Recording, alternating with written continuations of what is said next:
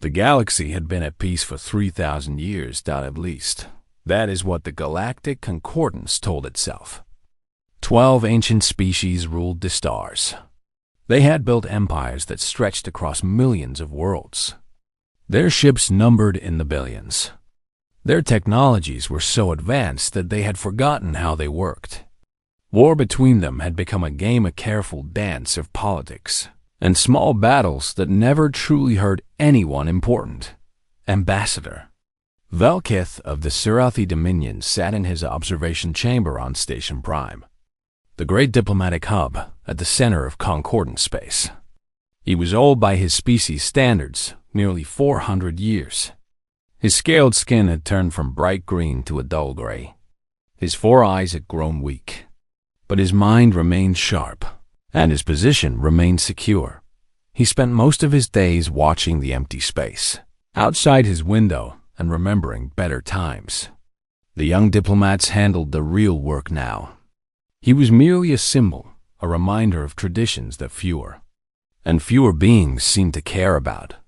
Alert came at the 17th hour of the standard day. Velkith was drinking his evening tea, habit he had picked up from a species long since extinct. When his personal screen began flashing red, he almost ignored it. Alerts were common these days. Pirates near the outer colonies, trade disputes between mining corporations, small matters that solved themselves, but something made him look. Perhaps it was instinct. Perhaps it was fate. The words on the screen made his 4 hearts stop beating. Unknown vessel detected. Sector 7 Gamma. Quarantine Zone Alpha. Velkith dropped his tea. The cup shattered on the floor, but he did not notice. His old hands were shaking as he pulled up the sensor data. Quarantine Zone Alpha. He had not heard that name in nearly 200 years. Most beings in the Concordance did not even know it existed. The records had been sealed. The navigation charts had been altered. The entire sector had been erased from public knowledge. But Velkith remembered. He had been a young aide when the decision was made. He had stood in the great council chamber and watched the elder species vote.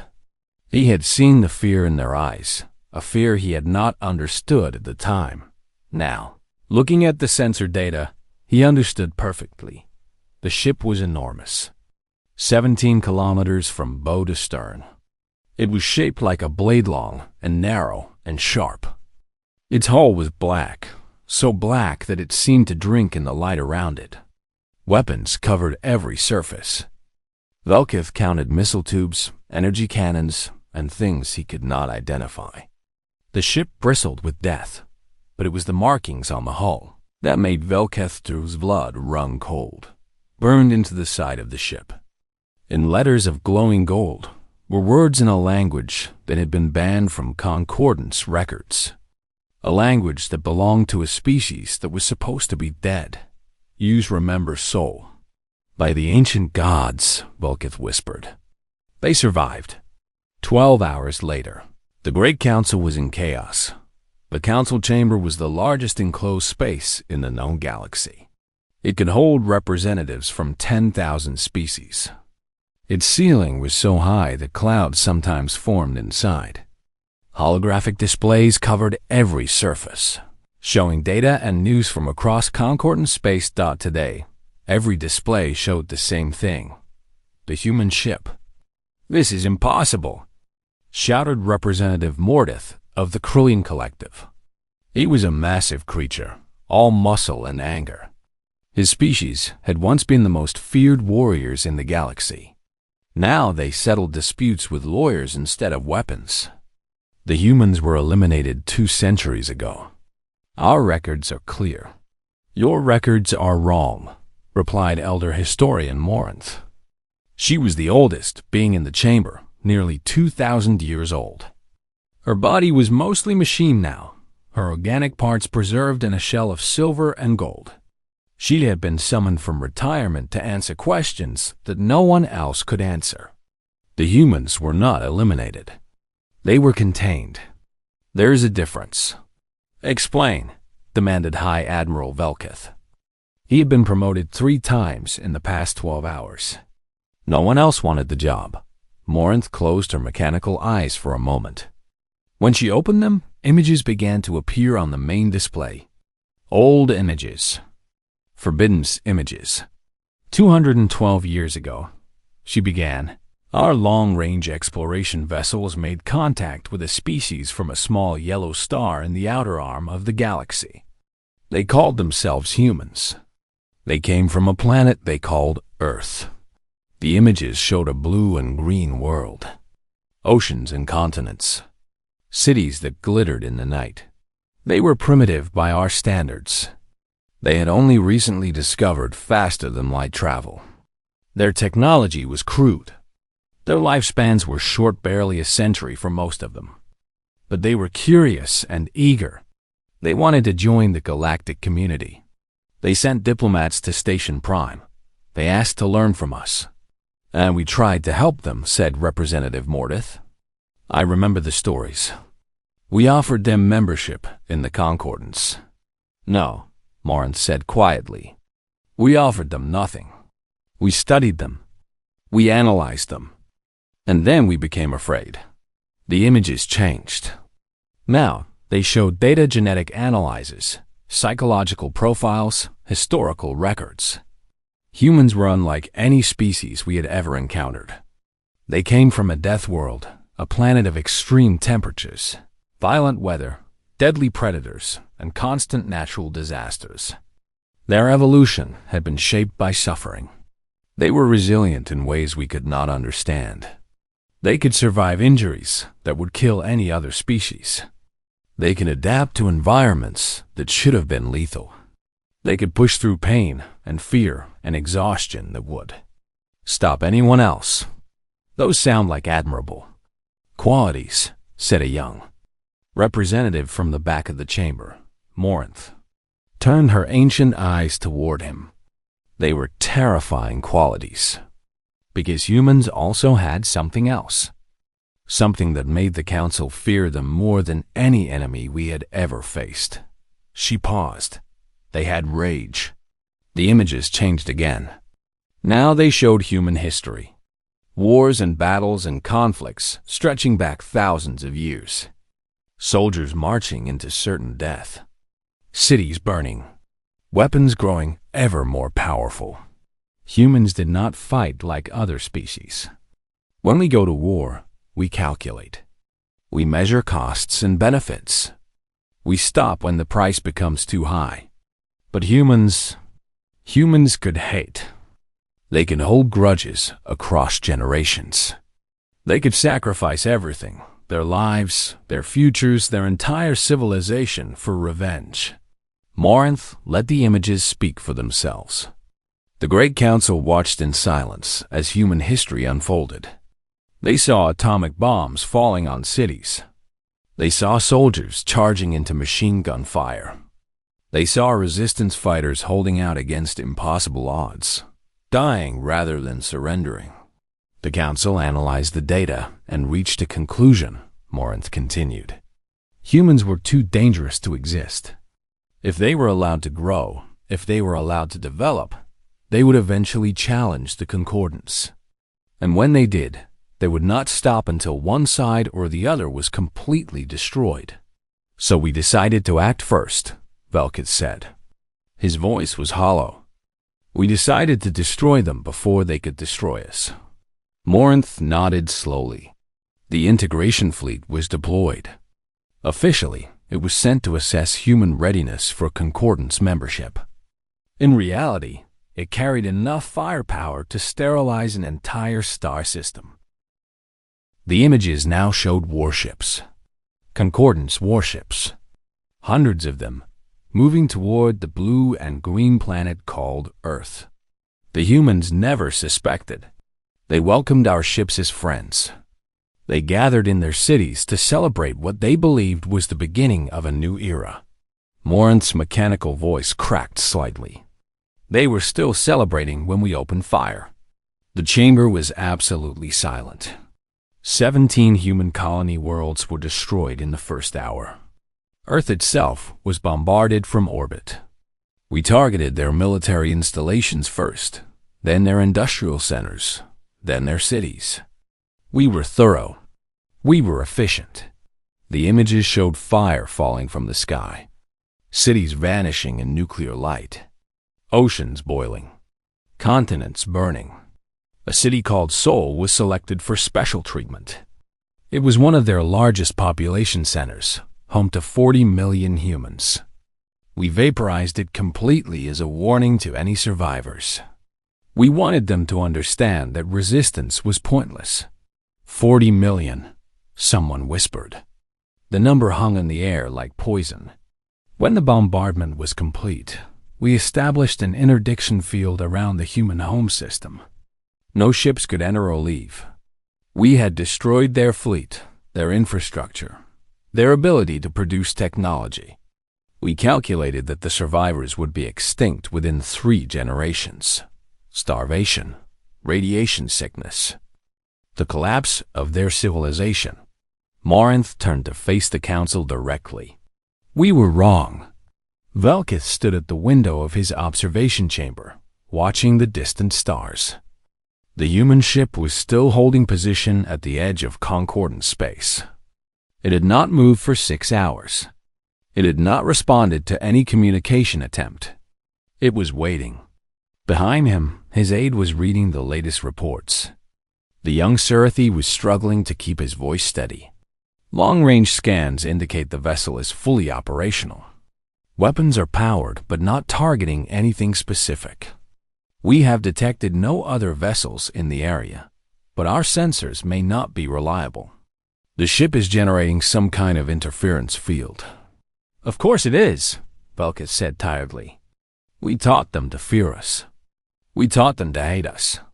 Why would they make it easy for us to see them coming? Ambassador, what do we do? Velkith did not answer immediately.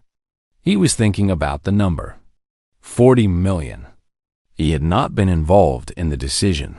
He had been too young, too unimportant. But he had known. Everyone in the upper levels of the concordance had known. And they had all stayed silent. Now, 200 years later, the consequences of that silence had arrived. The humans have a saying, he finally said. I read it in the old records, the ones that were supposed to be destroyed. They say that revenge is a dish best served cold. He turned to face his aide. They have been waiting for 2 centuries. They have been planning. They have been building. And now they are here. But what do they want? Before Velkith could answer, his screen lit up with an incoming transmission. Priority 1. The highest level of urgency. The human ship was finally speaking. Admiral Chen Wei stood on the bridge of the Remember Seoul and watched the Concordance border stations come to life. They were old stations relics from a war that had been won before it even started. Their weapons were powerful by the standards of 2 centuries ago. By modern human standards, they were toys. She was a small woman by the standards of her species. Her black hair was cut short military style. Her face was lined with age. She was nearly 80 years old, though she looked much younger thanks to the genetic modifications that had become standard for Earth's population. Her eyes were dark and steady. Those eyes had seen things that would break most beings. She had been born in the tunnels beneath what had once been Beijing. The surface had still been too radioactive for permanent habitation. Her earliest memories were of darkness and hunger, and the constant fear that the air recyclers would fail. She had lost her first set of teeth to malnutrition. She had watched her younger brother die from a cancer that proper medicine could have cured. But she had survived. They all had. Against every calculation, against every prediction, humanity had survived. Admiral, her tactical officer reported, the Surathi Dominion has deployed a defensive fleet. 4,000 vessels. They are broadcasting demands for our surrender. Chen Wei allowed herself a small smile. How polite of them. What else? Station Prime has transmitted a message. They request a meeting. They want to understand our intentions, I am sure they do. She walked to the center of the bridge and stood before the main view screen. Her crew watched her in silence.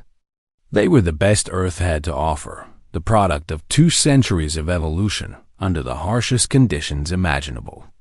Every one of them carried the genetic scars of the burning, as the human species had come to call the concordance attack. Radiation resistance, enhanced immune systems, the ability to survive on minimal resources. They had turned their suffering into strength, and now they had come to show the galaxy what that strength meant. Open a channel, Chun Wei ordered. All frequencies. I want every receiver in this sector to hear this. Her communications officer nodded. Channel open, Admiral. Chun Wei straightened her uniform and faced the screen. When she spoke, her voice was calm and clear.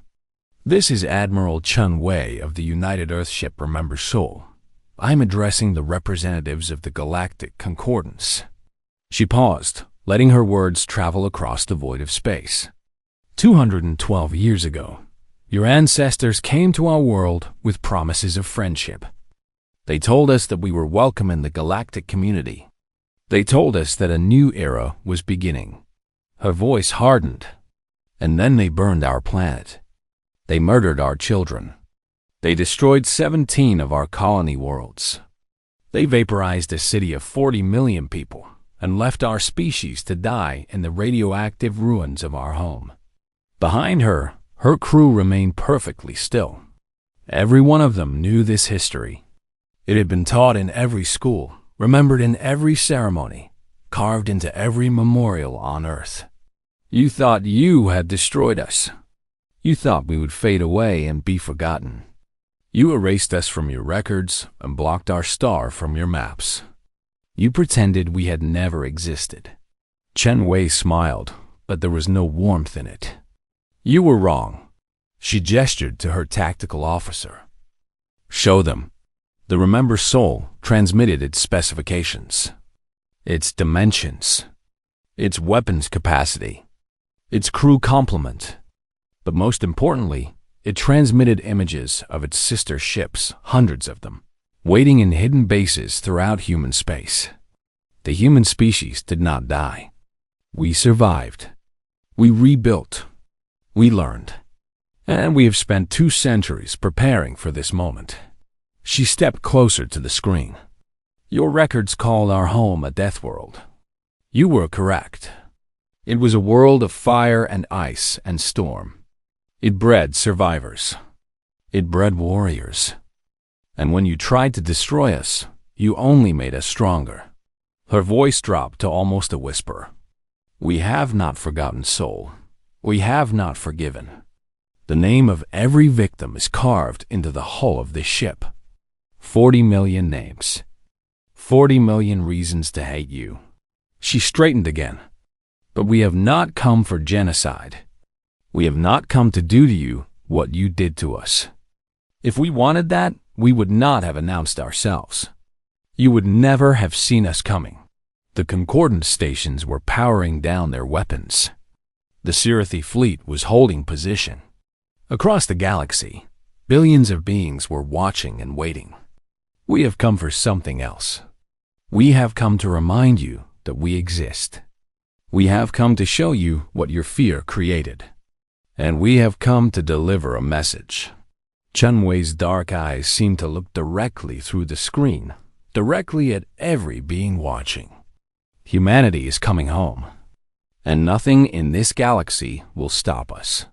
The transmission ended.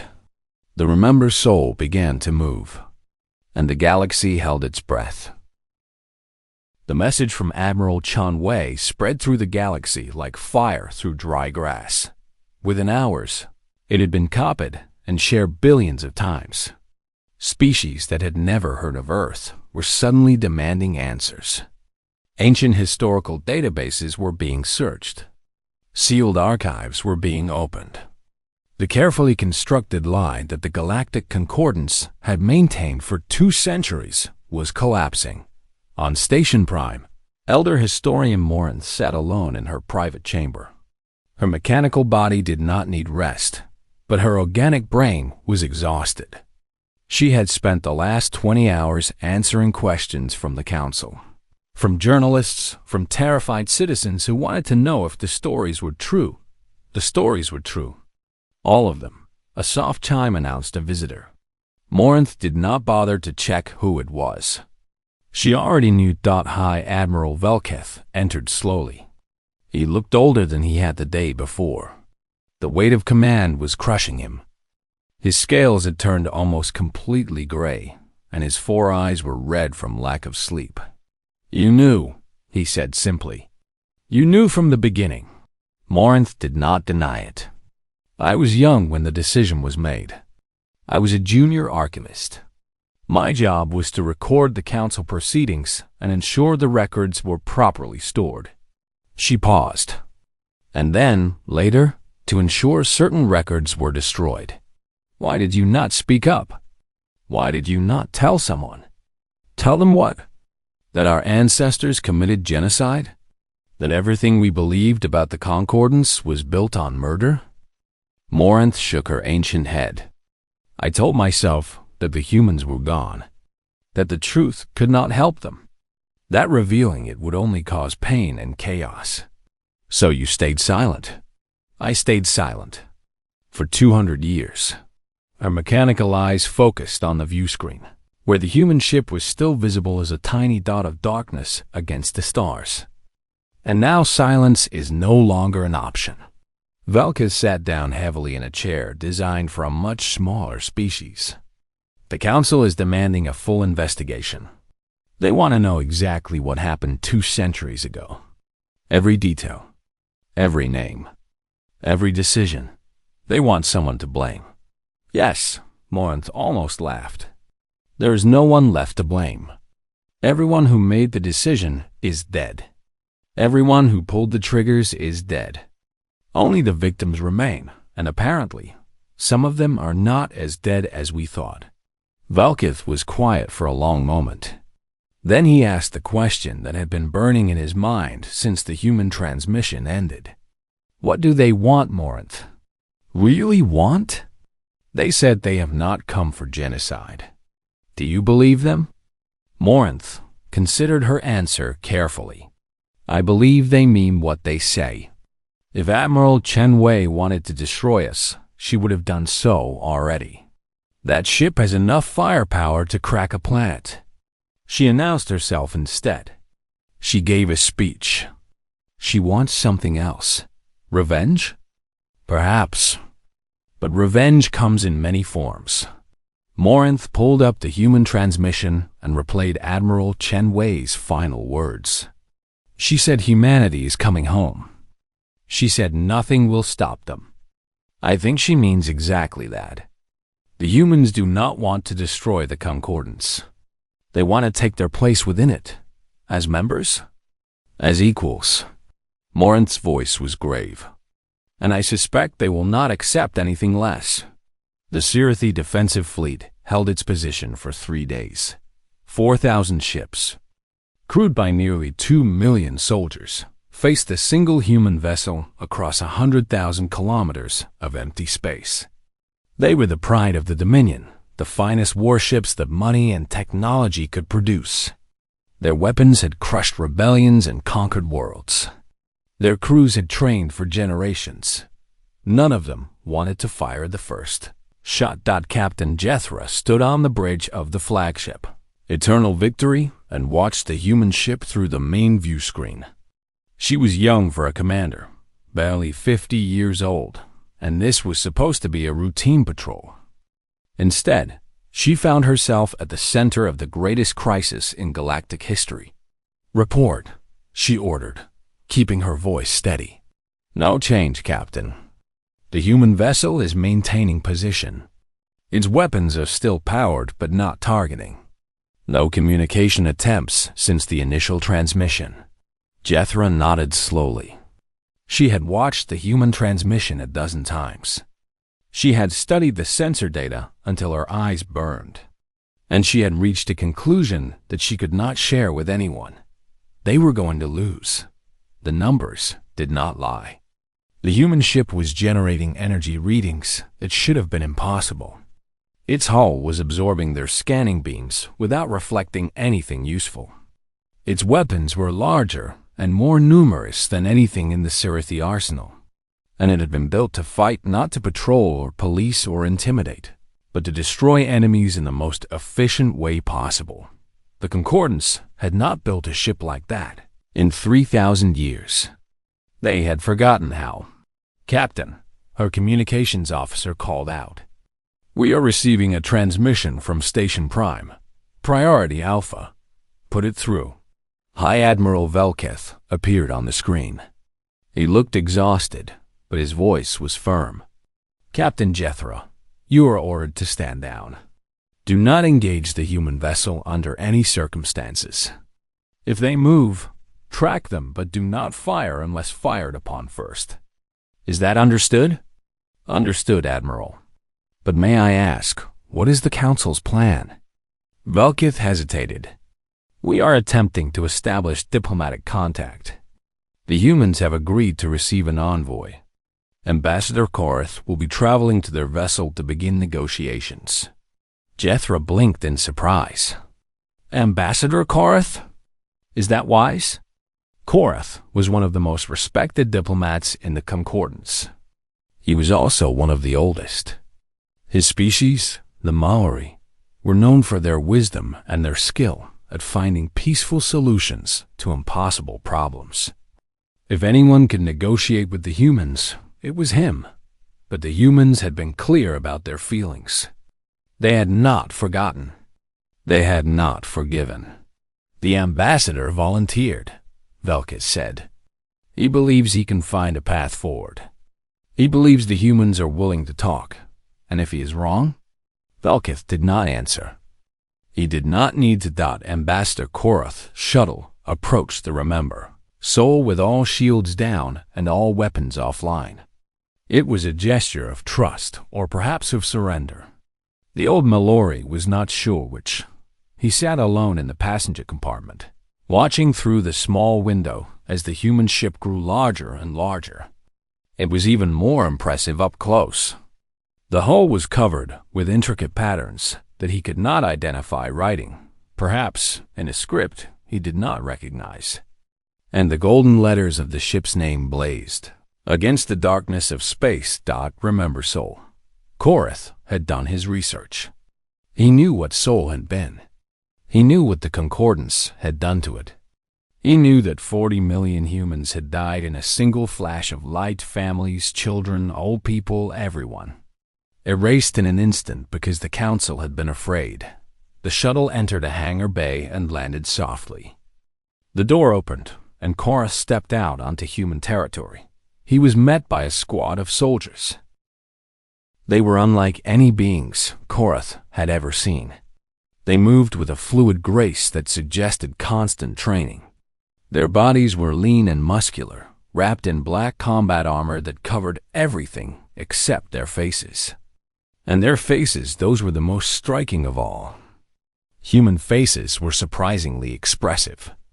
Korath could see anger in the tension around their eyes. He could see suspicion in the way they watched him move. But he could also see curiosity, and perhaps even a trace of respect for his willingness to come alone.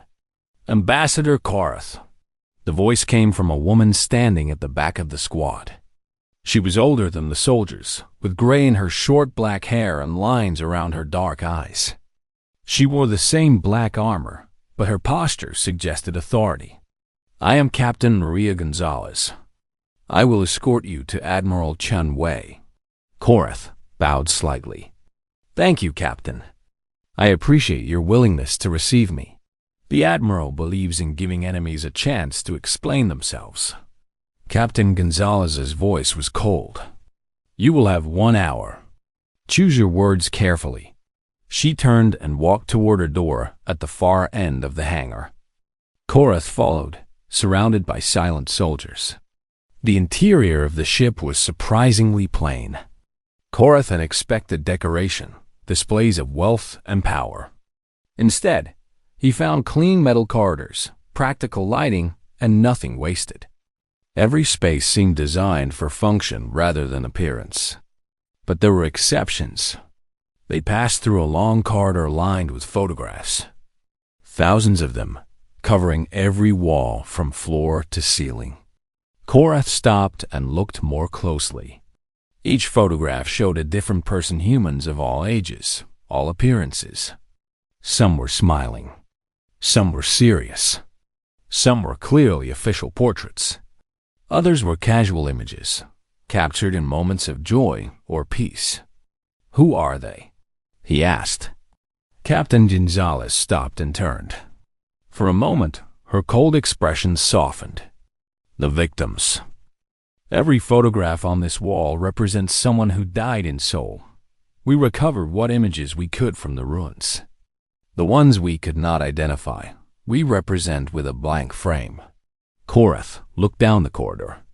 It stretched for nearly 100 meters. The walls were completely covered. "There are so many," he whispered. 40 million is a large number," Gonzalez replied. "But it is important to remember that it was not just a number. It was 40 million individual lives, 40 million stories, 40 million futures that were stolen." She resumed walking. Korath followed in silence. Admiral Shen Wei received Korath in a simple conference room. There was no throne, no display of power. Just a metal table, a few chairs, and a window that looked out into the infinite blackness of space. She was smaller than Korath had expected. The humans in general were smaller than he had expected. But there was something in her eyes that made size irrelevant. She looked at him with the calm patience of a predator that knew it had all the time in the world. "Ambassador Korath," she said, gesturing to a chair. "Please, sit. Would you like something to drink? We have a beverage called tea that I find quite calming." Korath sat carefully. "Thank you, Admiral. Tea would be appreciated." Chen Wei nodded to an aide, who left and returned moments later with 2 cups of steaming liquid. Korath took his carefully. The cup was designed for human hands and felt awkward in its grip, and sipped. The tea was bitter, but not unpleasant. "I watched your transmission," Chen Wei said, sitting across from him. "I saw the look on the council's faces. They were afraid." "They were," Korath admitted. "They still are. Good. They should be." Chen Wei sipped their own tea. "For 2 centuries, they believed they had eliminated us. They believed they could commit genocide and face no consequences. They were wrong. Admiral, I will not insult you by pretending that what the Concordance did was justified. It was murder on a scale that I cannot truly comprehend. The beings who made that decision were wrong. They were afraid, and they allowed their fear to turn them into monsters." Chen Wei said nothing. She simply watched him with those dark, patient eyes. "But those beings are dead now," Korath continued. "Everyone who planned the attack, everyone who carried it out, they are all gone. The current generation of the Concordance has lived their entire lives not knowing what their ancestors did. They are innocent of the crime, are they?"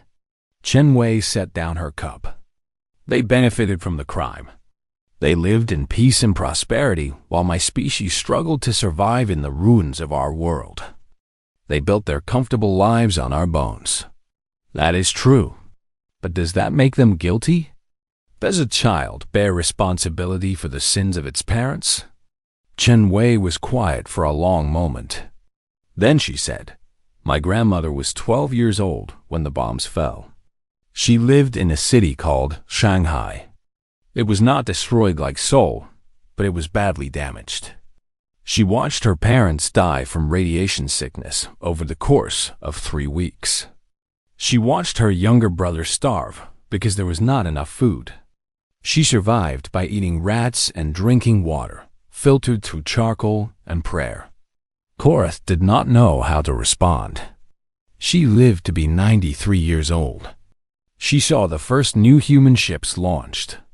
She saw the beginning of our reconstruction. And every single day of her life, she told her children and grandchildren the same thing. Never forget. Never forgive.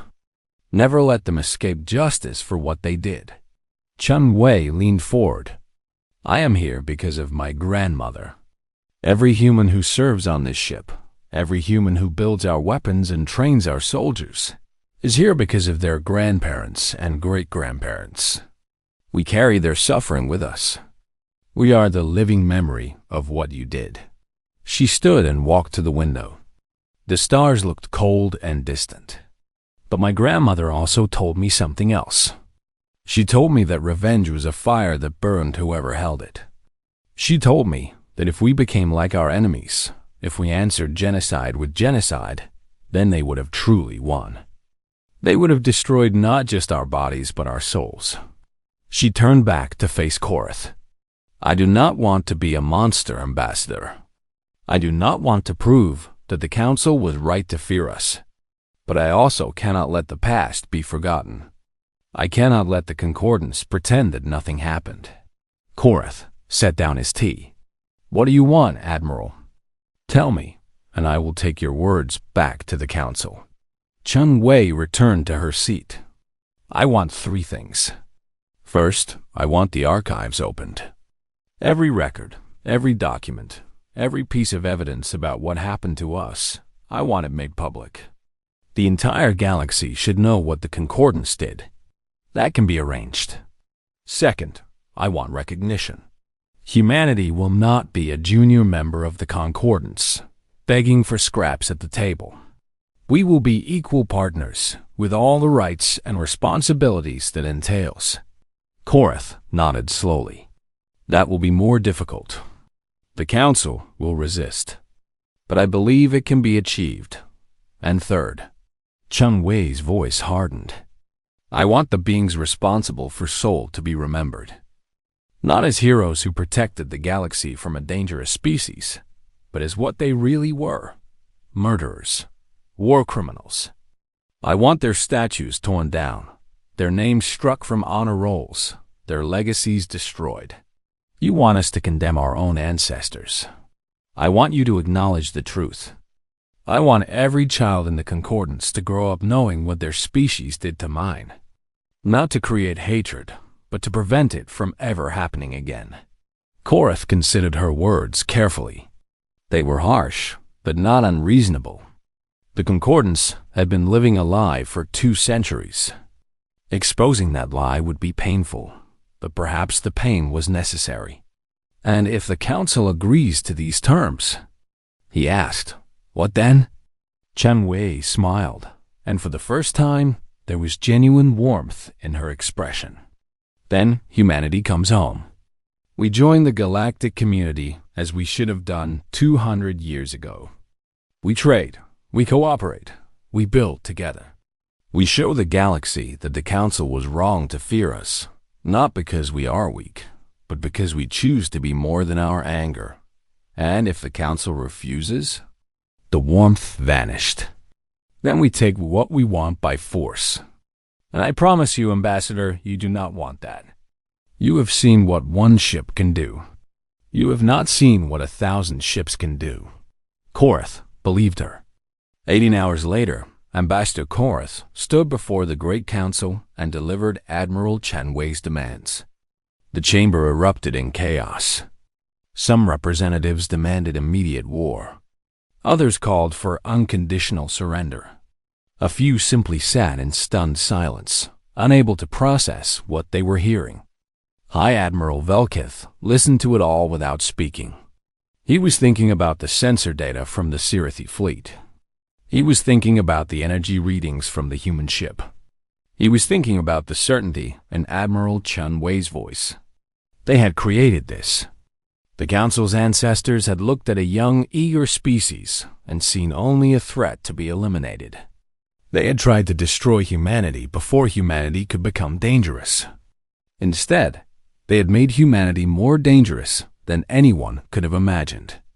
The debate continued for hours. Arguments flew back and forth. Threats were made and withdrawn. Alliances formed and dissolved. But in the end, everyone reached the same conclusion. They had no choice. The human ship was already moving toward the Citadel of Stars, the heart of concordant space, and nothing in their combined arsenals could stop it. The Remember Soul crossed into Concordant's core territory on the morning of the 7th day. Admiral Chen Wei stood on the bridge and watched the stars slide past on the main view screen. Behind her, her crew worked in focused silence. Every station was manned, every system was ready. They had trained for this moment for years, dreaming of it for generations. Admiral, her navigation officer, reported, "We are entering the Velen system. This is the first major population center on our route to the Citadel." Chen Wei nodded. "What are we facing?" "The Velen Defensive Network. 12 orbital stations, each armed with plasma cannons and missile batteries. Approximately 200 patrol ships. They are broadcasting warnings and demanding we halt our advance. Ignore them. Maintain course and speed." The bridge was quiet. Everyone knew what was about to happen. Orbital Station Gamma 7 was the largest defense platform in the Velen system. It had been built 3 centuries ago, during the last major conflict between Concordance members. Since then, it had seen no real combat. Its crew spent their days running drills and maintaining equipment that had never been tested in actual battle. Station Commander Yelris was reviewing supply requests when the alert started. "Commander," his sensor officer shouted, "the human ship is accelerating. It will enter weapons range in 4 minutes." Yelris felt his stomach clench. He had watched the transmission from Admiral Chen Wei. He had seen the look in her eyes. And unlike many of his fellow officers, he believed every word she had said. "All stations, battle ready," he ordered, his voice steady despite his fear. "Charge plasma cannons. Prepare missile batteries. And get me a direct line to Central Command." The connection took almost a minute to establish. When it did, Yelris found himself looking at a tired bureaucrat in a distant office. "Commander Yelris, we are aware of the situation. You are ordered to engage the human vessel and delay its advance until reinforcements arrive." "Delay it?" Yelris struggled to control his voice. "With what?" "Sir, you have seen the sensor data. That ship is larger than this entire station. Its weapons are... You have your orders, Commander. The Concordance is counting on you." The connection ended. Yelris stared at the blank screen for a moment. Then he turned to his crew. They were all looking at him, waiting for guidance. Most of them were young, barely past their training years. They had joined the Defense Force, expecting easy duty and regular pay. They had not expected this. "Listen to me carefully," Yelris said quietly. "In a few minutes, that ship will enter our weapons range. When it does, we will fire. We will do our duty. But I want you all to know that I do not expect us to survive this engagement." No one spoke. The humans have come for justice. They have come for recognition of what was done to them. And personally, I believe they deserve it. But that is not for us to decide. Our job is to defend our system, and that is what we will do. He straightened and faced the view screen. The human ship was visible now, a dark blade against the stars, growing larger by the second. "All stations, prepare to fire on my command." Admiral Chen Wei watched the defensive stations power up their weapons. She felt no anger toward them. They were soldiers doing their job, following orders from leaders who had given them no real choice. But she could not let them stop her. "Tactical," she said calmly. "Target the lead station's weapon systems only. Fire when ready." The Remember Soul's primary cannon charged with a sound like thunder. Energy built in the forward array, so much energy that the ship's hull actually vibrated with it. And then it released. A beam of pure white light crossed the void of space. It struck orbital station Gamma 7 precisely where Chen Wei had ordered on the weapons platforms that ringed its exterior. Metal vaporized. Systems overloaded. In 3 seconds, the station's entire offensive capability was gone, but the station itself remained intact. Its life support still functioned. Its crew still lived. Station neutralized, a tactical officer reported. Moving to next target. One by one, the Remember Soul disabled the Velen defensive network. Each shot was precisely aimed, removing weapons without destroying the stations themselves. It was a display of control that should have been impossible, and it was exactly the message Shen Wei wanted to send. We could kill you. We choose not to. The patrol ships scattered. Some fled into deep space. Others surrendered, powering down their weapons and broadcasting pleas for mercy. A few tried to fight, launching missiles and firing energy weapons at the massive human vessel. Their attacks splashed against it. Remember Soul's shields like rain against a window. The ship did not even slow down. When it was over, the entire Velen defensive network was crippled, but not a single enemy combatant was dead. Chun Wei opened a transmission to the disabled stations. This is Admiral Chun Wei. Your weapons have been destroyed, but your lives have been spared. This is not mercy. This is a demonstration. The humans could have killed every one of you in the first second of this engagement. We chose not to. She paused. Remember this. Tell your children. Tell your grandchildren. When the humans came for justice, they were more merciful than your ancestors ever were to us. The Remember Soul continued on its path. The news from Velen spread faster than the human ship traveled. Across the galaxy, military commanders analyzed the battle data and came to terrifying conclusions. The human weapons were more powerful than anything in the Concordance arsenal. Their shields were impenetrable to conventional attacks. Their targeting systems were so precise that they could disable a station without killing a single crew member, and they had done it without even trying. On the fortress world of Corinth, General Macra of the Krillian Collective gathered his commanders in the war room. The Krillians had once been the greatest warriors in the galaxy. Their empire had been built on conquest and battle. Even now, after 3,000 years of peace, they maintained the largest military force in the Concordance. We have 17 million soldiers, Macra growled, slamming his massive fist on the table. We have 3,000 capital ships. We have weapons that can crack planets. And you are telling me we cannot stop one human vessel? General, his chief analyst replied carefully. The human ship has demonstrated capabilities that exceed anything in our databases. Their weapons appear to manipulate gravity itself. Their shields can absorb energy equivalent to a small star. And their ship is generating some kind of interference field that prevents our sensors from gathering accurate data. Then we blind them first. We jam their sensors. We overwhelm them with numbers. We crush them with brute force. It is what our ancestors did. It is what we were bred to do. With respect, General, our ancestors never faced an enemy like this. The analyst brought up a holographic display showing the Remember Soul's approach vector. They are not avoiding our defensive positions. They are going through them. They want to fight us. They want to prove that nothing we throw at them can slow them down. Macra stared at the display. His species had not known fear for 10,000 years. They had evolved on a high-gravity world where weakness meant death. They had conquered every enemy they had ever faced.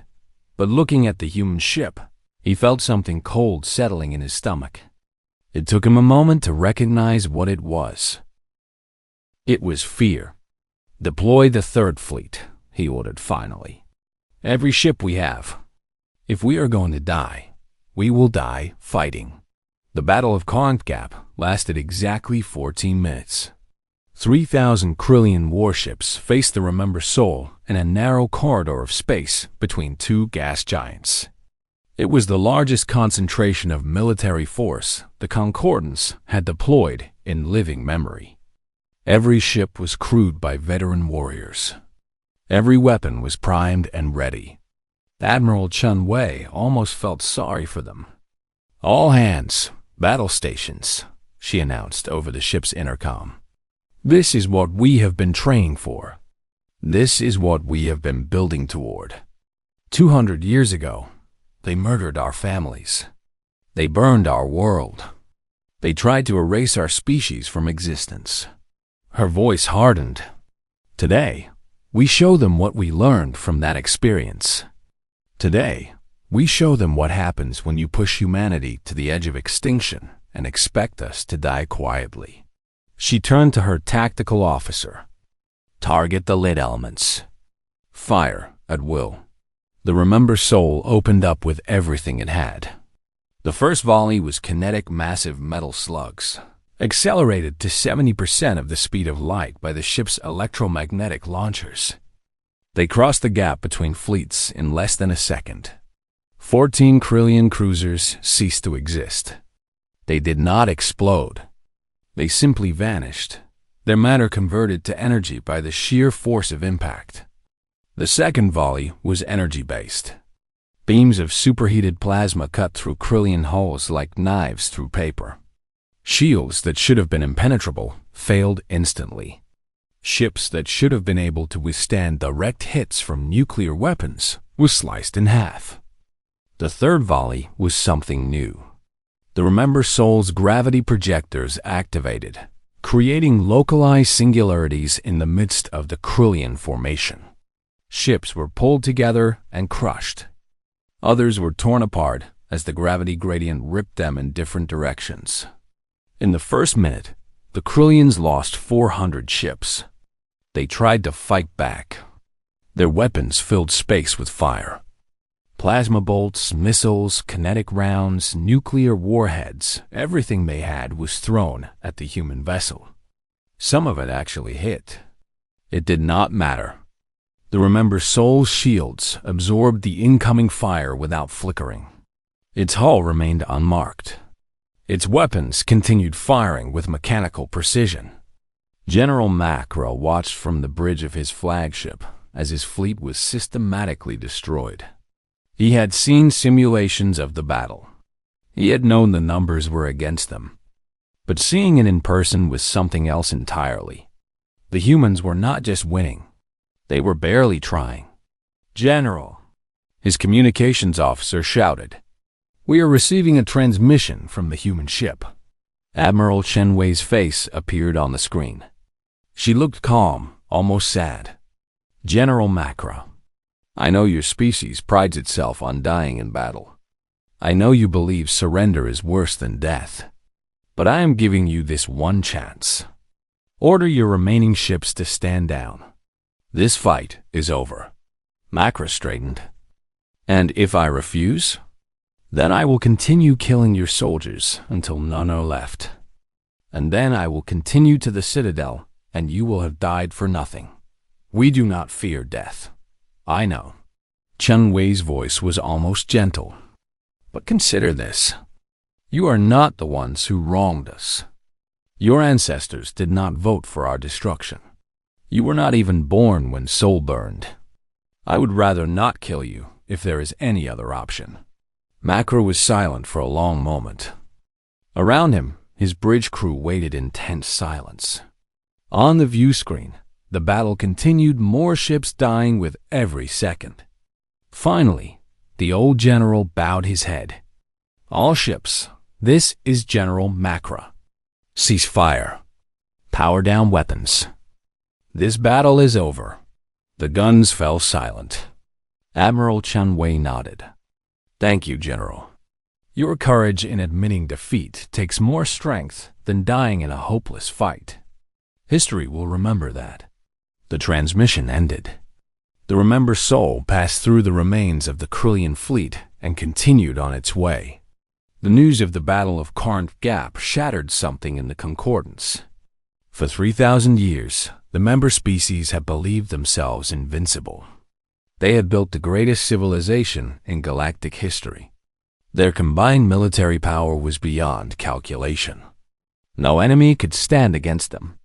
And now, A single ship from a species they had tried to exterminate had torn through their defenses like they were made of paper.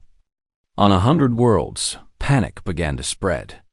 Citizens demanded explanations. Military leaders resigned in disgrace. Politicians who had supported resistance were replaced by those who called for immediate surrender. The Great Council convened an emergency session for the third time in a week. "We must negotiate," insisted Representative Korath, who had returned from his meeting with Admiral Chun Wei, shaken but hopeful. "The Admiral has made her terms clear. If we accept them, the killing stops." "Accept them?" shouted Representative Mordith of the Krillian Collective. "After what they did to our fleet. 3,000 ships, 40,000 warriors. And you want us to surrender?" "Yes." Korath slammed his appendage on the speaking platform. "Because the alternative is extinction. Look at the data, Representative. Calculate the odds. If we continue to resist, the humans will destroy everything we have built. Is your pride worth the lives of every being in the Concordance? The Krillians do not surrender. The Krillians already surrendered." Korath pointed at the display showing General Makra's face. "Your greatest warrior saw what we were facing and made the only rational choice. Will you dishonor his sacrifice by continuing a war we cannot win?" Mordith had no answer. Admiral Velketh stood and cleared his throat. "Representatives, please.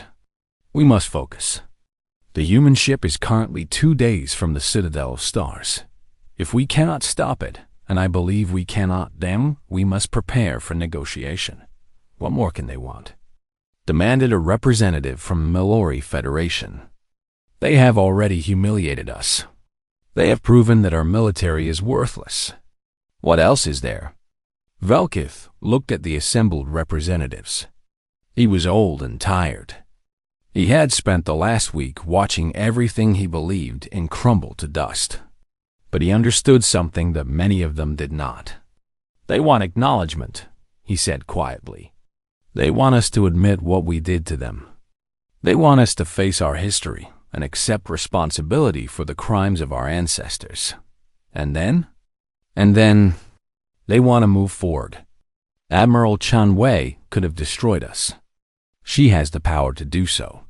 Instead, she has given us chance after chance to surrender peacefully. She has spared lives when she could have taken them. She's not a monster seeking revenge. She's a leader seeking justice." He paused. "The question is whether we are brave enough to give it to her." Admiral Chen Wei stood in her private quarters and looked at the object on her desk. It was a small metal box, simple and unadorned. Inside was a child's shoe pink with faded cartoon characters on the sides. Scorch marks blackened the edges. The laces had rotted away long ago. It had belonged to her grandmother's sister, a girl named Li Mei, who had been 6 years old when the bombs fell on Seoul.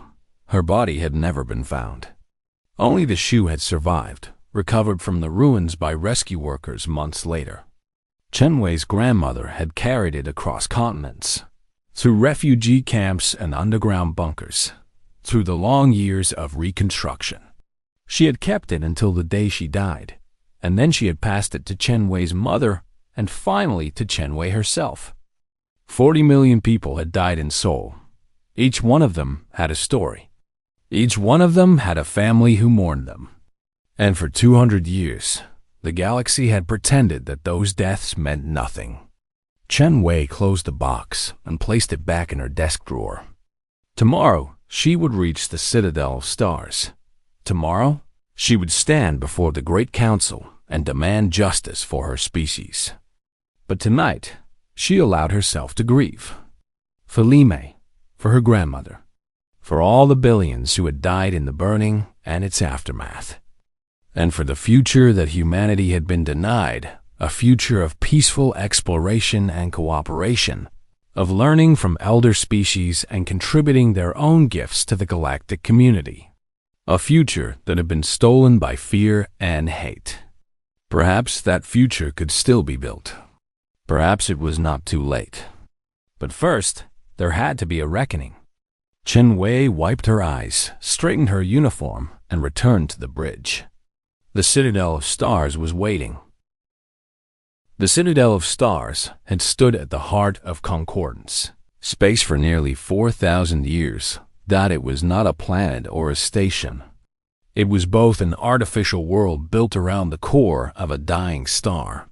The elder species had constructed it as a monument to their power, a symbol of their unity. A place where all the great civilizations of the galaxy could come together as equals. 18 million warships now surrounded it. They had been gathering for days, streaming in from every corner of concordance space. Capital ships the size of small moons. Carrier vessels holding tens of thousands of fighters. Weapon platforms bristling with enough firepower to crack planets. Every member species had sent. Everything they had thought it was the greatest concentration of military power in galactic history, and everyone knew it would not be enough. High Admiral Velkith stood in the command center of the Citadel, watching the tactical displays with tired eyes. The human ship was less than 12 hours away. It had passed through every defensive line without slowing. It had destroyed or disabled everything that stood in its path, always with precise strikes. Always sparing lives when possible, but never stopping. "Admiral," his aide said quietly, "the Council is requesting another briefing." Velkith almost laughed. "Another briefing? What more can I tell them? The human ship is coming. We cannot stop it. In approximately 12 hours, Admiral Chen Wei will arrive at the Citadel and deliver her final ultimatum. That is the situation. It has not changed since my last briefing, or the briefing before that. They are afraid, Admiral. So am I." Commander Scylla of the Mallory Defense Force was young, barely 30 standard years old. She had graduated at the top of her class at the academy. She had served with distinction on 3 different vessels. She had been promoted twice in the last year alone, and now she was standing on the bridge of the battle cruiser Eternal Light, watching the tactical display and trying not to panic. "Scylla," her first officer said gently, "your hands are shaking." She looked down. He was right. She clenched her fists, willing them to be still. "I am fine, Teller. Just tired. We are all tired." Teller moved to stand beside her. He was older than she was, a veteran of countless patrols and exercises. But he had never seen real combat. None of them had. "But we have a job to do. Whatever happens, we must be ready." "Ready for what?" Scylla could not keep the bitterness from her voice. "You saw the reports from Corinth Gap. 3,000 Krillian warships against 1 human vessel. The battle lasted 14 minutes. 14 minutes, Teller. And the humans were barely scratched. Perhaps we will do better. Perhaps the stars will suddenly go dark and the universe will end." Scylla shook her head. "I am sorry. That was unfair. But I cannot help thinking that we are all going to die for nothing." Teller was quiet for a moment. Then he said, "When I was a child, my grandmother told me a story about the old days, before the concordance, before the peace. She said that our ancestors knew something that we have forgotten. They knew that sometimes you cannot win. Sometimes the enemy is stronger, the odds are worse, and there is no path to victory. What did they do? They fought anyway, not because they expected to survive, but because the fight itself mattered. Because standing up against something wrong is important even if you lose." He placed his hand on his shoulder. "We may die today, Commander, but we will die trying to protect our home. There is honor in that." Scylla was not sure she believed him, but she appreciated the effort. "All hands," she announced over the intercom. "This is the commander. Battle stations. The human ship will arrive in 6 hours. Whatever happens, I am proud to serve with every one of you." She closed the channel and returned her attention to the tactical display. The darkness of space was waiting. Admiral Chun Wei watched the citadel of stars grow larger on the VIEWSCRE and ... It was beautiful. She could admit that much. The massive structure gleamed with lights from 1 trillion windows. Ships swarmed around it like insects around a flame. And at its heart, the captured star burned with ancient fire. "Impressive," she murmured.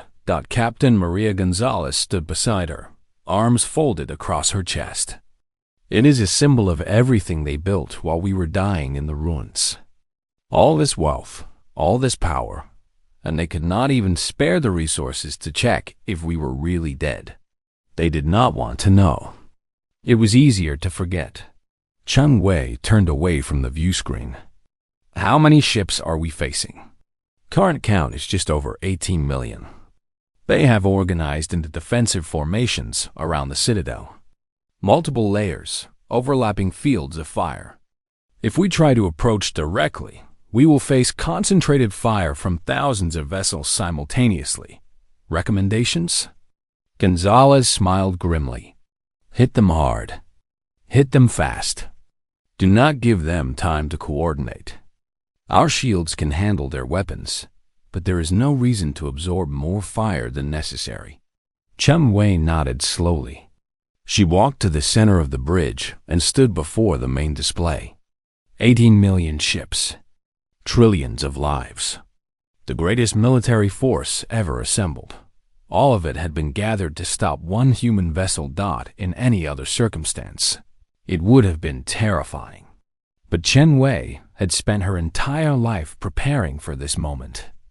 Every system on the Remember Soul had been designed for exactly this scenario. Every member of her crew had trained for years, knowing that they might face the combined might of the entire galaxy. They were ready. "All stations, this is the Admiral. Prepare for final approach. We will maintain current course until we reach the outer defensive line. Then we will begin engagement protocols." She paused. "I want to be clear about our objectives. We are not here to destroy the citadel. We are not here to slaughter the defenders. We are here to demonstrate that nothing they throw at us can stop us from reaching our destination. We will disable weapons, destroy ships that refuse to surrender, and break through every line they put in front of us." Her voice hardened. "But we will not commit genocide. We will not become what they feared we would become. When this is over, I want the galaxy to know that humanity had every right to burn them all, and we chose not to. That is the victory I am fighting." 4. She returned to her command chair. "Begin final. Approach." The outer defensive line consisted of 2,000 heavy cruisers and 500 weapon platforms. They opened fire the moment the Remember Soul came within range. Plasma beams, kinetic rounds, nuclear missiles, particle weapons, every form of destruction that the Concordance had ever developed was thrown at the human ship. The Remember Soul shields absorbed it all. Chun Wei watched the energy readings with calm detachment. The shields were holding at 93% capacity. They could sustain this level of bombardment for hours if necessary, but there was no need to wait. Return fire. Target weapon systems only. The human ship's gravity cannons activated. 12 shots precisely aimed, each one creating a localized distortion in space-time that crumpled weapon platforms like paper cups. The plasma beams cut through cruiser hulls, slicing away weapons turrets without destroying the ships themselves. In 60 seconds, the outer defensive line was neutralized. The Remember Soul continued forward. The second defensive line was larger 5,000 ships, arranged in a sphere around the Citadel's outer approaches. They had watched what happened to the first line. They knew their weapons were useless. They attacked anyway. Commander Scylla of the Eternal Light led the assault. Her ship was at the front of the formation, engines at maximum power, weapons firing continuously. She knew it was hopeless. She knew she was probably going to die, But Teller had been right. The fight mattered, even if they lost. All weapons, fire at will. She shouted over the chaos of the bridge. Target their shield projectors. If we can overload them, maybe. A beam of white light crossed her field of vision. The ship beside hers, the glorious Purpose, crewed by 3,000 of her friends and colleagues, vanished in a flash of superheated metal. No!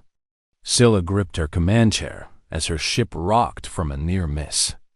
Helm, evasive maneuvers. Keep moving. Do not let them target us.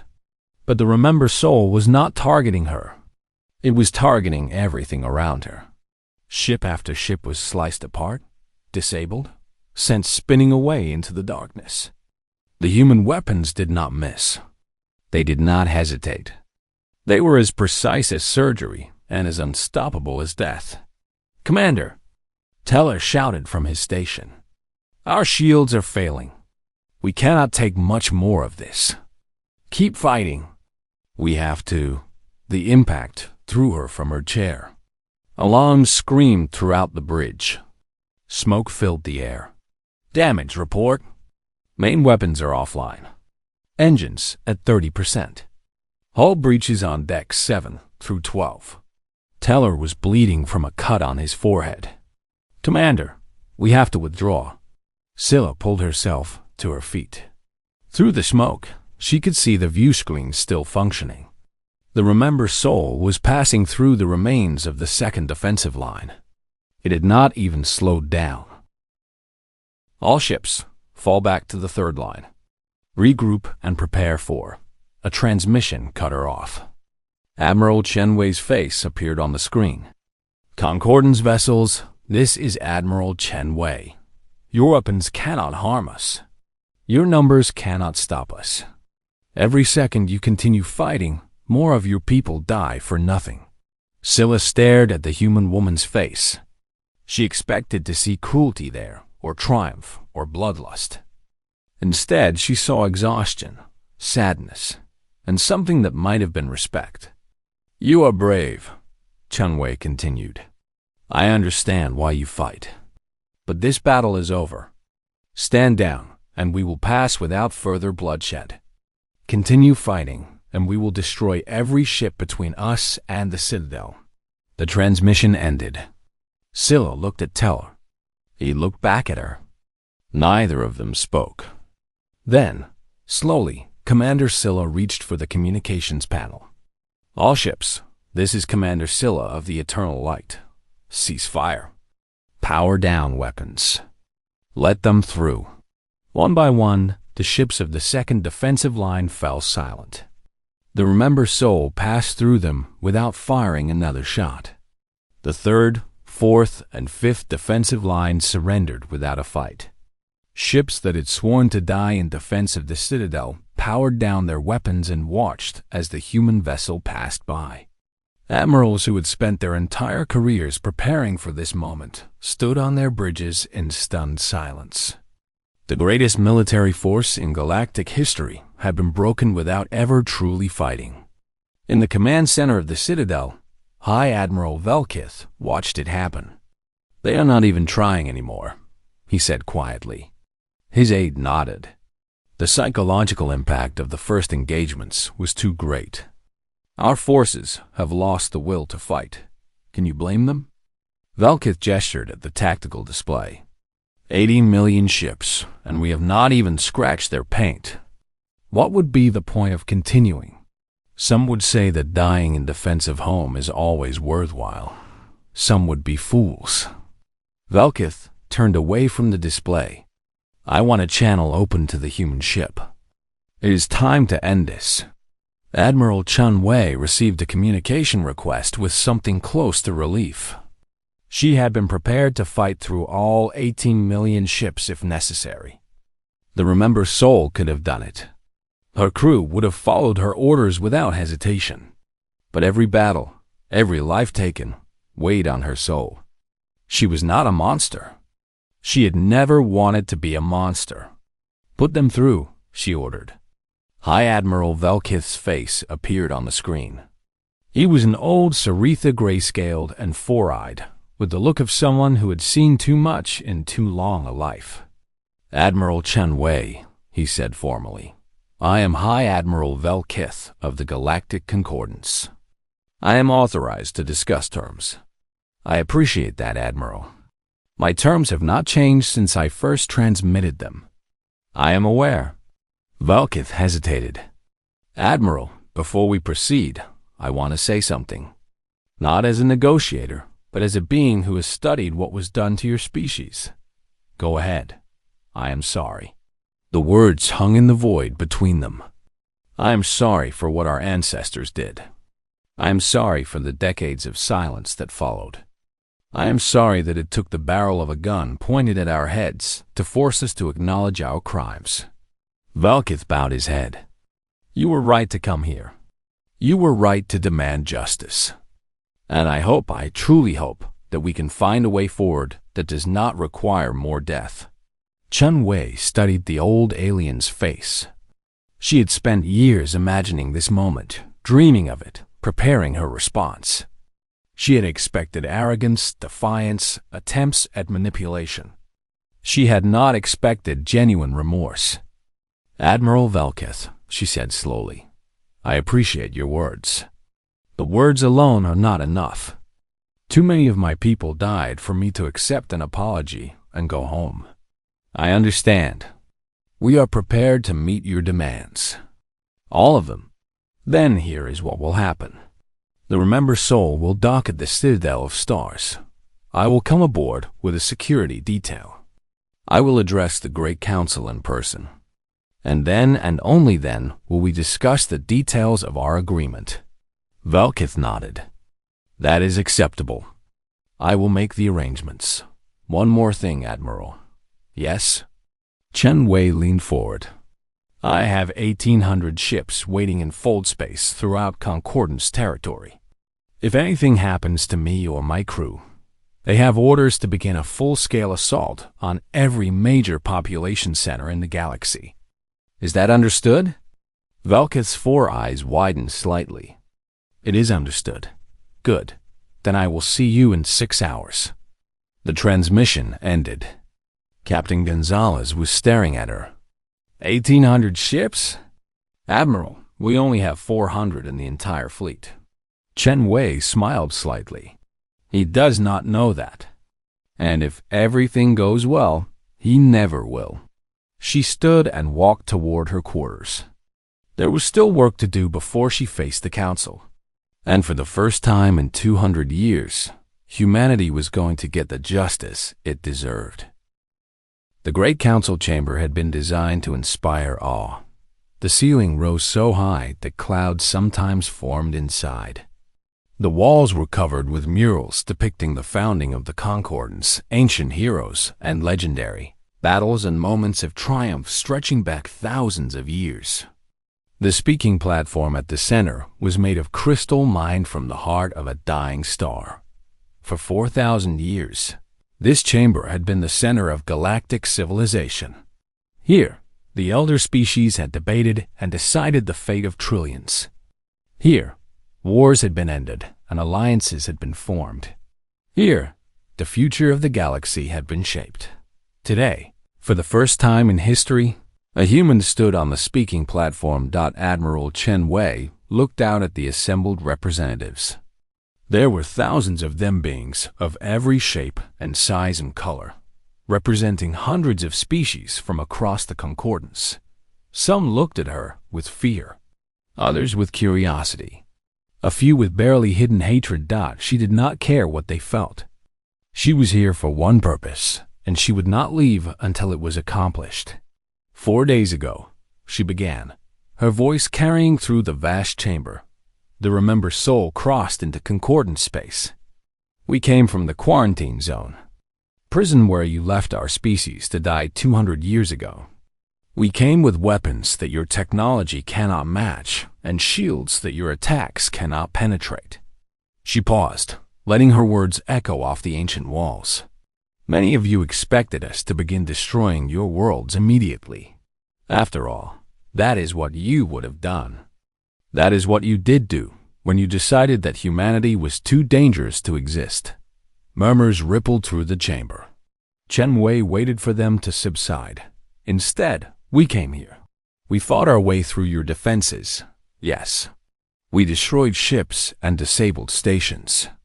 But at every step, we gave your people the chance to surrender. We spared every life we could spare. We showed mercy when we had every right to show none. She stepped forward, moving to the very edge of the platform. Do you understand what that means? Do you understand what it cost us to be merciful? Every member of my crew carries the memory of what you did to us. Every human alive knows the story of 40 million people, vaporized in an instant because your ancestors decided we were animals to be put down. Her voice rose. We have been dreaming of this day since before I was born. For 200 years, my people have worked and sacrificed and struggled to reach this moment. We built ships when we should have been building schools. We trained soldiers when we should have been raising families. We poured everything we had into one goal, coming here and making you pay for what you did. Chen Wei stopped. For a moment, the chamber was absolutely silent. But then we arrived, and we looked at you, and we saw something we did not expect. She gestured at the assembled representatives. We saw fear. We saw confusion. We saw beings who had no idea what their ancestors had done, beings who had grown up believing that the Concordance was a force for peace and justice in the galaxy. We saw children who knew nothing of Sol, nothing of the integration fleet, nothing of the genocide that built their comfortable lives. She lowered her voice. And we had a choice. We could punish the children for the sins of their parents. We could do to you what you did to us, burn your worlds, murder your families, leave you to die in the ruins of everything you had built. It would have been fair. It would have been justice in a certain brutal way. Chen Wei shook her head slowly. But we are not you. We are not the monsters you feared we would become.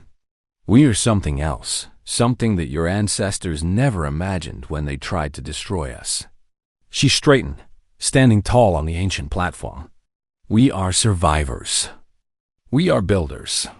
We are people who face the end of everything and refuse to give up. And we have learned something that you forgot long ago. True strength is not the ability to destroy. True strength is the ability to choose not to. High Admiral.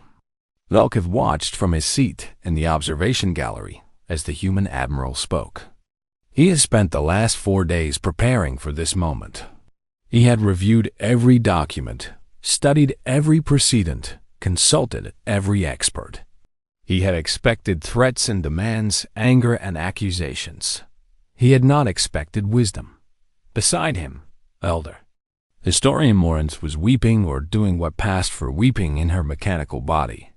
Fluid leaked from her optical sensors. Her ancient frame shook with something that might have been sobs. She is not what I expected, Morinth whispered. No, Velkith agreed. She is not. I thought they would be like us. I thought they would want revenge above all else. I thought 2 centuries of suffering would have turned them into exactly the monsters we feared. Morinth turned to look at him. Instead, they are better than we ever were. Perhaps that is what frightened our ancestors, Velkith said quietly. Perhaps they saw that potential in humanity and knew that it would eventually put them to shame. Then they were fools. They could have helped humanity develop. They could have guided them, learned from them, grown with them. Instead, Morinth's voice broke. Instead, they burned Sol. On the platform below, Admiral Chen Wei was continuing her speech. But Velkith was no longer listening. He was thinking about what came next, the negotiations, the treaties, the long work of rebuilding trust between 2 civilizations. It would take generations. It might never be complete, but looking at the human woman standing in the heart of Concordance power, refusing to give in to hatred, he felt something he had not felt in a very long time. He felt hope. I have demands, Admiral Chen Wei said. 3 of them, They are not negotiable. The chamber fell silent again. Representatives leaned forward in their seats, waiting. First, the archives. Every record of what was done to humanity must be made public. Every document, every communication, every piece of evidence. The entire galaxy will know what the Concordance did, not as rumor, not as legend, but as documented historical fact. Murmurs of discomfort rippled through the chamber, but no one objected. Second, recognition. Humanity will take its place in the galactic community as an equal. Not as a junior species begging for scraps. Not as a threat to be contained. We will have a seat on this council. We will have trading rights, diplomatic relations, and all the privileges that come with full membership in the Concordance. This caused more discussion. Chen Wei waited patiently for it to die down. Third, memory. The beings who planned and executed the attack on Earth will be remembered as what they were: war criminals. Their statues will be removed. Their names will be struck from honor rolls. The history books will tell the truth about them. You ask us to condemn our own ancestors. Someone shouted from the upper galleries. Chen Wei turned toward the voice. I ask you to be honest about your history. I ask you to acknowledge that what was done to us was wrong. Is that so difficult? It was 200 years ago. The beings who made those decisions are long dead. The humans who died in soul are also long dead, Chen Wei replied coldly. My grandmother's sister was 6 years old when your ancestors vaporized her. She has been dead for almost 2 centuries. Does that mean we should forget her? Does that mean her murder does not matter? The objector fell silent. Chen Wei reached into her uniform and produced a small metal box. She held it up for the chamber to see. This belonged to that little girl. Her name was Li Mei. She liked to dance and play games and chase butterflies in the park near her home. She wanted to be a doctor when she grew up. She wanted to help people. Chen Wei opened the box. Inside was a small shoe pink with faded cartoon characters on the sides. Scorch marks blackened the edges. This is all that remains of her. This shoe, and the memories that my grandmother passed down through our family. For 200 years, we have kept her alive in our hearts. We have refused to let her be forgotten. She closed the box carefully. That is what I am asking you to do. Not to torture yourselves with guilt. Not to pay for crimes you did not commit. Just to remember. Remember Li Mei and the 40 million others who died in Seoul. Remember the billions who died in the years that followed, struggling to survive on a poisoned world. Remember what fear and hatred can lead to when they are left unchecked. Chen Wei returned the box to her uniform. Because if you remember, if you truly remember, then perhaps it will never happen again. Perhaps the next time you encounter a young species on the edge of space, you will welcome them instead of destroying them. Perhaps the Concordance can finally become what it always claimed to be, a force for peace and cooperation in the galaxy. She looked out at the assembled representatives one final time. That is what we want. Not revenge. Not destruction. Just the truth. And a chance to build something better than what came before. The vote took less than an hour. One by one, the representatives of the Great Council signaled their agreement. Some did it reluctantly, with bitter expressions and angry words. Others did it willingly, moved by Admiral Chen Wei's speech. A few openly wept as they voted. But in the end, the result was unanimous. All 3 of humanity's demands would be met. High Admiral Velkith was the one who announced the decision. He stood on the speaking platform where Chen Wei had stood, looking out at the chamber that had been his home for so many years. The Great Council of the Galactic Concordance has voted, he said formally. The archives will be opened. Humanity will be recognized as a full member species with all associated rights and privileges. And the historical record will be corrected to reflect the truth of what was done 200 years ago. He paused. Additionally, the Council wishes to extend a formal apology to humanity and to Admiral Chen Wei personally. We recognize that no apology can undo the suffering of the past, but we hope that it can serve as the foundation for a better future. Velkith turned to face Chen Wei, who was watching from the observation gallery. Admiral, on behalf of the Galactic Concordance, I am sorry. We are all sorry. What was done to your species was unforgivable, and we will carry the shame of it for generations to come. But we pray that you will allow us the opportunity to earn your trust, to show you that the Concordance can be better than its worst impulses. Chen Wei stood. The chamber fell silent, waiting for her response. High Admiral Velkith, she said, I accept your apology. Not on behalf of the dead. Their voices are silent forever, and I cannot speak for them. But on behalf of the living, on behalf of my crew, my people, and all the generations of humans who will come after us. She descended from the gallery and walked toward the speaking platform. The representatives watched in silence as she crossed the vast chamber, her footsteps echoing off the ancient walls. When she reached the platform, she stood beside Velkith and faced the assembly. Today begins a new chapter in galactic history. Humanity has returned from the dead, and we are here to stay. We will build ships and colonies and explore the stars as we should have done 2 centuries ago. We will trade and cooperate and contribute to the Concordance as equals. A voice softened. But we will never forget where we came from. We will never forget the fires that forged us. And we will never let anyone, not the Concordance, not any other power, threaten our existence again. She looked at Velkith. He nodded slowly. The Remember Soul will remain docked at the Citadel for the next 30 days, Chen Wei continued. During that time, I invite any representative who wishes to come aboard. See our ship. Meet our crew. Learn who we are, not who your ancestors feared we would become. She smiled, the first genuine smile she had allowed herself since arriving in Concordance space.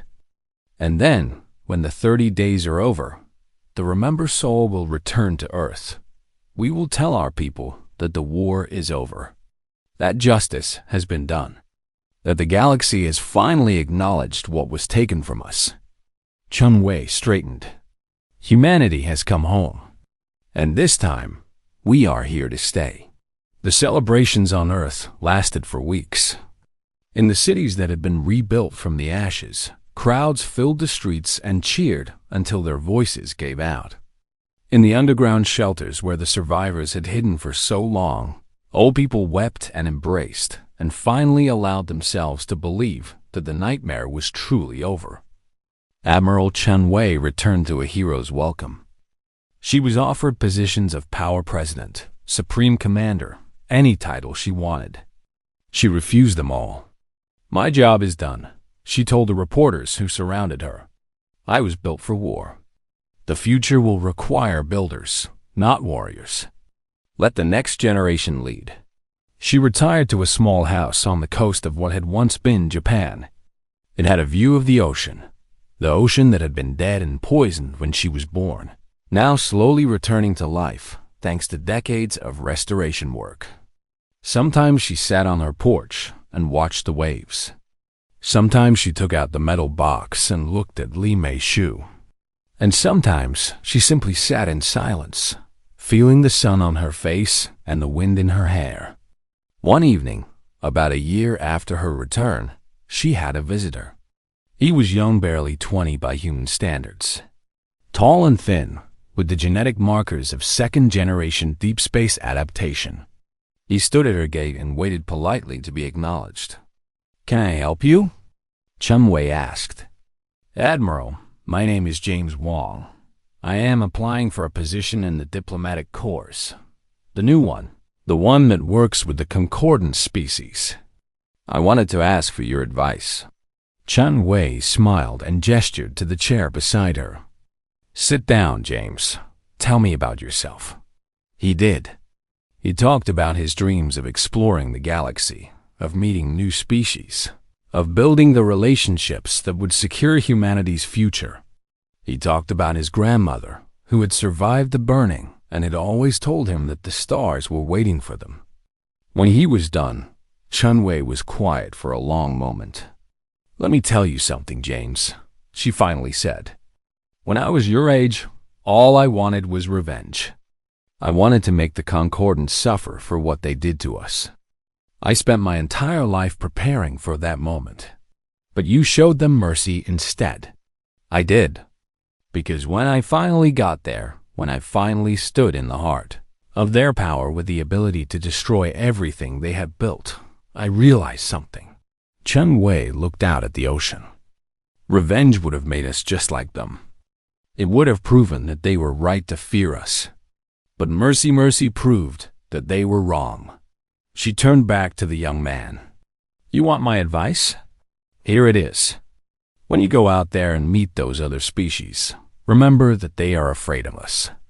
They have been taught to fear us for 200 years. Your job is not to make them more afraid. Your job is to show them that we are more than our anger, that we are more than what they made us." James nodded slowly.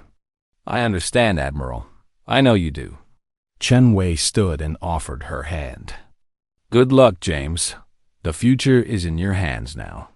She watched him walk away down the path toward the road. He moved with the confidence of youth, the certainty that everything would work out in the end. Perhaps it would. Perhaps all the suffering and sacrifice had been worth it. Perhaps humanity would truly find its place among the stars. Chun-Wei sat back down and looked at the sunset. The ocean glittered in the fading light, alive and beautiful, just as it had been before the burning, just as it would be for generations to come. She closed her eyes and let herself rest. The war was over, and humanity had finally come home.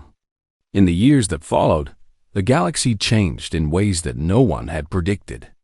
Human ships became a common sight in concordant space. Human traders established markets on 100 worlds. Human diplomats worked patiently to build trust and understanding between species that had once tried to destroy each other. And on the anniversary of Sol's destruction, beings from across the galaxy gathered to remember the 40 million who had died. Not as statistics, not as numbers, but as people, as individuals with names and faces and stories. The memorial was simply a wall of names carved in stone, stretching for kilometers across the rebuilt city.